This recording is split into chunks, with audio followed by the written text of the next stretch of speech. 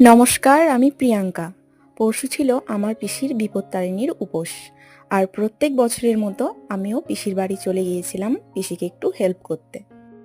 মন্দিরে আগে থেকেই পুজো দিয়ে দেওয়া হয়েছে, তাই এখন প্রসাদের জন্য সবকিছু রেডি করে নিচ্ছি।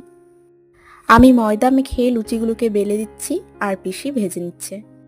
সেই ছোটবেলা থেকেই আমি এই দিনটিতে পিসির বাড়িতেই থাকি। আজ সকাল থেকে ওয়েদারটা খুব খারাপ। সবকিছু জোগাড় করে নিয়ে আমরা মন্দির যাওয়ার জন্য যখন রাস্তায় হাঁটতে শুরু করি, তখন শুরু হয় প্রচণ্ড বৃষ্টি। তারপর একটা জায়গায় কিছুক্ষণ ওয়েট করে বৃষ্টি থেমে গেলে আমরা চলে যাই মন্দিরে।